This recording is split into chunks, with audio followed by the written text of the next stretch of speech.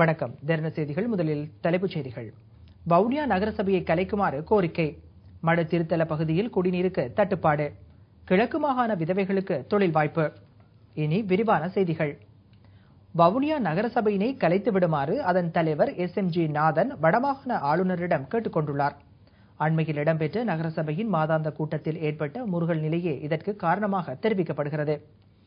வவுனியா நகரசபை கூட்டம் அண்மையில் இடம்பெற்ற போது நகரசபை உறுப்பினர்கள் 11 பேர் நகரசபை தலைவருக்கு எதிர்ப்பு தெரிவித்து சபையை விட்டு வெளியேறினர். இதனை அடுத்து நகரசபை மைதானத்தில் கருப்பு பட்டி அணிந்து எதிர்ப்பை வெளியிட்டனர்.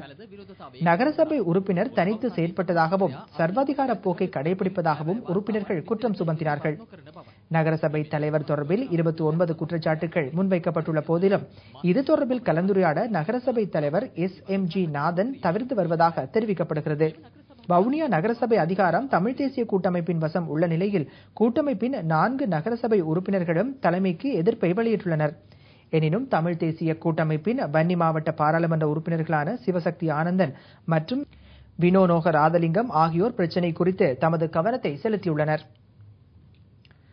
பொருளாதார ரீதியில் வளர்ச்சியடைந்து காணப்பட்ட எமது நாட்டை மீண்டும் அதன் பாதைக்கு இட்டுச் செல்ல வேண்டியது அவசியம் என பொருளாதார அபிவிருத்தி அமைச்சர் வசில் ராஜபக்ஷ தெரிவித்துள்ளார். மீரிகம பெட்ரோலங்கா பேக்கெட் பால் மீள் உற்பத்தி நிலையத்தை திறந்து வைத்து உரையாற்றுகையிலேயே அவர் இவ்வாறு குறிப்பிட்டார். இந்த நிலையத்தினை திறந்து வைத்ததன் மூலம் நாட்டின் தேசிய பால் உற்பத்தியை வலுப்படுத்த எதிர்பார்க்கப்படுகிறது. இந்நிகழ்வில் கலந்து கொண்ட பொருளாதார அபிவிருத்தி அமைச்சர் அங்கு மேற்பார்வைகளிலும் ஈடுபட்டார். மன்னாரில் இடம்பெற்ற அரசு மற்றும் தனியார் போக்குவரத்து அதிகாரிகளுக்கு இடையிலான கலந்துரையாடல் தோல்வியில் நிறைவடைந்துள்ளது. மன்னார் மாவட்டத்தில் உள்ளூர் மற்றும் வெளியிடங்களுக்கான போக்குவரத்து சேவையில் ஈடுபட்டு வரும் அரசு மற்றும் தனியார் போக்குவரத்து உரிமையாளர்களுக்கு இடையில் அவ்வப்போது முரண்பாடுகளும் வாக்குவாதங்களும் இடம்பெற்று வருகின்றன. இந்த முரண்பாடுகளை நிவர்த்தி செய்யும் பொருட்டு மன்னார் மாவட்ட செயலக கேட்போர் கூடத்தில் கலந்துரையாடல் இடம்பெற்றது. இதில் மன்னார் 54வது படைப்பிரிவின் கட்டளையிடும் அதிகாரி பிரிகேடியர் மைத்ரி டயஸ், பிரதேச செயலாளர்கள், அரச போக்குவரத்து, மன்னார் சாலையின் முகாமையாளர், தனியார் போக்குவரத்து சங்கத்தின் தலைவர் உள்ளிட்ட பிரதிநிதிகள் கலந்து கொண்டிருந்தனர். தேசிய போக்குவரத்து ஆணைக்குழுவினால் தயாரிக்கப்பட்டு வழங்கப்பட்டிருக்கும் நேர அட்டவணைக்கு அமைய போக்குவரத்து சேவையை முன்னெடுப்பதற்கு தயாரென தனியார் பேருந்து சங்கத்தினர் தெரிவிக்கின்றனர்.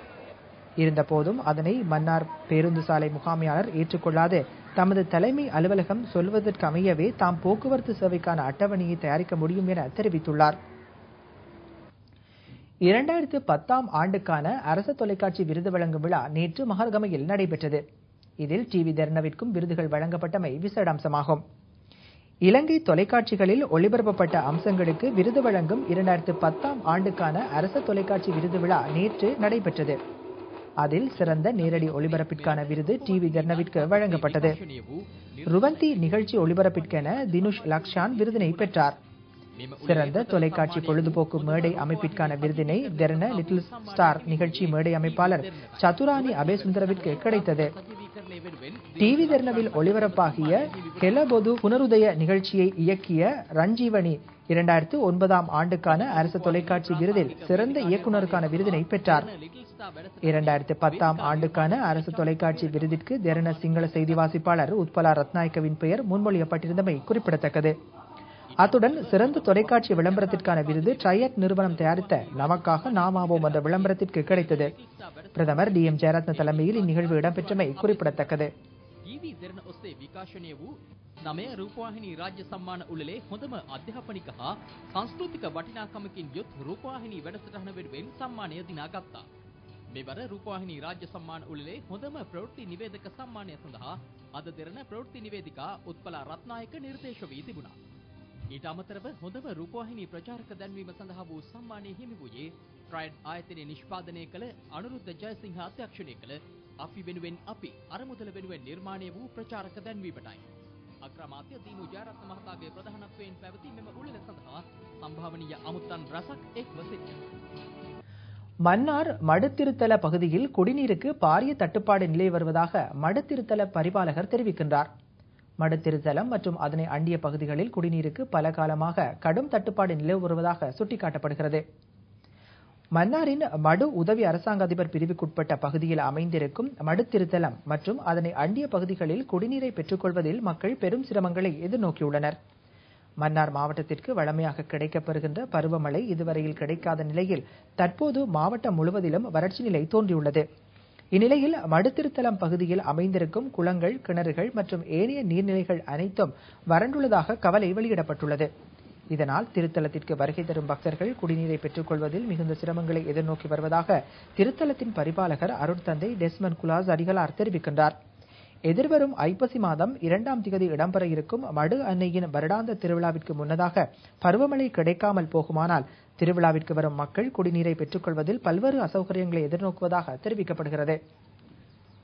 மட்டக்களப்பு மாவட்ட வீதி அபிவிருத்தி அதிகார சபையின் பிராந்திய சபைக்கான புதிய கட்டிடம் ஒன்று அமைக்கப்படும் என நெடுஞ்சாலைகள் வீதி அபிவிருத்தி பிரதி அமைச்சர் நிர்மல கொத்தலாவல தெரிவித்துள்ளார்.